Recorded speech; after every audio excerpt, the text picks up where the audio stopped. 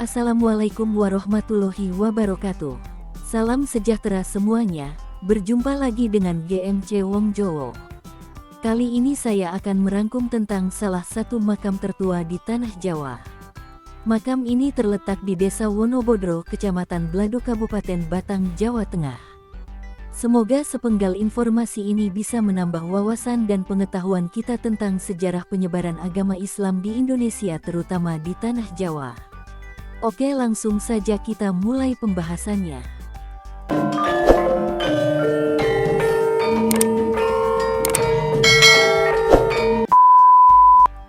Wonobodro merupakan salah satu nama desa di daerah Blado, Kabupaten Batang, Jawa Tengah.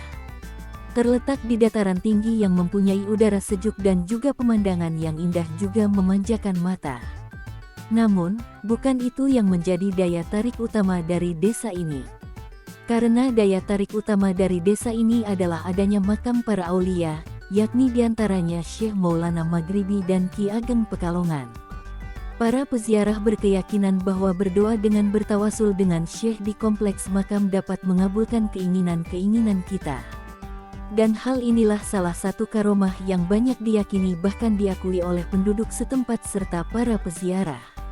Penduduk setempat sudah banyak sekali yang merasakan langsung karomah dari Syekh Maulana Maghribi, contoh kecilnya saja seperti para penduduk yang berjualan di sekitar kompleks makam.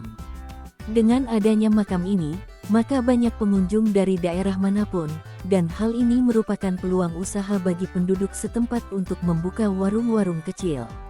Komplek makam Wonobodro memang tiap harinya selalu ada yang berziarah. Peziarah ini bukan hanya dari sekitar Batang, Pekalongan atau Jawa Tengah saja. Namun dari berbagai daerah dan luar kota pun banyak yang berziarah ke komplek makam keramat ini. Bahkan diceritakan dahulu Presiden Soekarno pun sempat berziarah ke komplek makam yang berada di bukit ini. Namun, pada tanggal 13 Muharramlah puncak membeludaknya pengunjung peziarah makam ini. Karena pada hari itulah diadakan Hail, atau peringatan tahunan wafatnya seseorang. Biasanya mulai dari tanggal 10 Muharram kompleks makam sudah mulai ramai, para pedagang pun biasanya akan lebih banyak dari sebelumnya, dan puncaknya pada tanggal 13. Para alim ulama dari berbagai daerah seringkali ikut hadir dalam acara Hail, sebut saja dua ulama besar Pekalongan yakni Maulana Habib Lutfi bin Yahya dan Habib Bagir Alatas. Keduanya kerap kali menghadiri hail besar ini. Lalu sebenarnya siapa sih Syekh Maulana Maghribi itu? Kenapa sebegitu banyak orang yang datang berbondong-bondong berziarah dan banyak pula yang meyakini akan karamah beliau yang amat besar? Beliau adalah ulama besar yang pada masa dulu berdakwah di daerah Pekalongan Batang khususnya. Ada berbagai versi pendapat mengenai identitas detail beliau, maklum saja, usia makam ini sudah lebih dari ratusan tahun. Selain kisahnya yang disampaikan hanya dengan cara lisan ke lisan oleh penduduk setempat dan para sesepuh, tidak adanya bukti fisik yang tertulis seperti buku sejarah mengenai beliau sebab pada masa dulu konon katanya buku-buku ini banyak yang diboyong oleh para penjajah ke Belanda. Hal ini menjadi faktor banyaknya versi dan perbedaannya informasi mendetail mengenai identitas beliau. Begitulah para penjajah, mereka banyak merampas buku-buku atau sumber informasi mengenai sejarah ataupun tokoh-tokoh masa lampau dari kita. Agar apa? Agar timbulnya perbedaan pendapat di antara kita dan banyaknya versi mengenai suatu informasi, yang kemudian diharapkan bisa memunculkan percekcokan serta merasa paling benar dan pada akhirnya kita akan terpecah belah sebab akibat dari perbedaan pendapat tadi. Hal inilah yang harus kita perhatikan dan kita hindari. Untungnya perbedaan versi mengenai informasi detail dari Syekh Maulana Maghribi ini tidak mengakibatkan hal-hal yang tidak diinginkan tadi. Justru sebaliknya, perbedaan versi informasi dan cerita rakyat dari lisan ke lisan ini menambah kekayaan wawasan serta khazanah yang ada. Lihat saja, setiap tahunnya pengunjung hail ini tidaklah berkurang bahkan cenderung bertambah dan bahkan semakin banyak orang di luar sana yang menjadi tertarik dan makin penasaran dengan beliau Syekh Maulana Maghribi ini. Konon, dahulu ada seorang santri yang datang ke desa ini, ada yang mengatakan santri itu adalah Sunan Kudus. Beliau melancong ke desa Wonobodro untuk mencari makam gurunya, guru yang dimaksud yakni Syekh Maulana Maghribi. Sunan Kudus akhirnya menaiki sebuah bukit yang bernama Kamulan, dan sholat maghrib yang kemudian bermunajat di bawah pohon jelamprang yang ada di sana. Setelah selesai, beliau melihat sinar terang menjulang ke langit dari tengah-tengah hutan. Benar saja, setelah dihampiri ternyata sinar tadi berasal dari makam yang selama ini beliau cari, yaitu makam Syekh Maulana Maghribi. Ada yang mengatakan beliau adalah ulama dari Maghrib atau Maroko. Sesuai dengan namanya yang dinisbatkan ke Maghrib, beliau datang ke Indonesia sekitar abad 14 Masehi, untuk berdakwah dan menyebarkan agama Islam, khususnya daerah Pekalongan Batang dan sekitarnya. Beliau merupakan sosok yang sangat alim, hari-hari beliau pun dihabiskan untuk bermujahadah memerangi hawa nafsu serta istiqomah dalam berdakwah maupun beribadah. Adapun mengenai identitas detail beliau, Maulana Habib Lutfi bin Yahya Pekalongan mengatakan bahwa nama lengkap beliau adalah Syekh Syarifuddin Abdullah bin Hasan Alwi Al-Qutbi.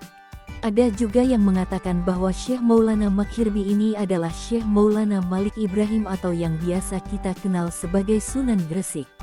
Sebagaimana yang sudah dijelaskan tadi, di sini terdapat berbagai informasi yang berbeda mengenai identitas beliau. Namun sekali lagi, perbedaan pendapat ini diharapkan ke depannya tidak akan menjadi sebab timbulnya pertikaian. Sebaliknya, keberagamaan ini dijadikan sebagai kekayaan khazanah kita. Karomah beliau pun sangat banyak, ada yang mengatakan bahwa beliau bisa masuk ke dalam bumi, dan masih banyak lagi. Namun yang jelas, karomah beliau yang sangat bisa dilihat dan dirasakan oleh penduduk setempat khususnya adalah keberkahan yang tercurahkan kepada penduduk desa Wonobodro ini. Betapa tidak, sebagaimana yang sudah disampaikan di awal, dengan banyaknya kunjungan dari para peziarah bisa menjadi ladang rezeki bagi penduduk setempat dengan berjualan makanan dan lain sebagainya. Di samping itu, ada beberapa peziarah yang mengaku merasakan karomah langsung dari beliau, yakni doa dan hajat keinginannya terkabul setelah berziarah. Karena tak sedikit para peziarah yang datang ke makan dengan niat supaya doa dan keinginannya terkabul.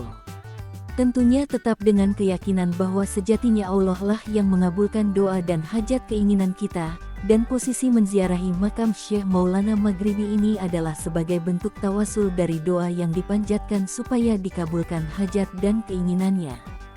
Ada juga yang menceritakan, karomah lain dari makam ini adalah ketika diadakan acara seperti hail. Lalu kemudian ulama atau kiai yang berceramah itu mulai menceritakan identitas atau kesejarahan mengenai beliau secara detail. Maka mikrofon akan terjadi gangguan atau mati, konon katanya hal ini terjadi karena beliau tidak berkenan bahwa identitas detailnya diungkap di khalayak umum.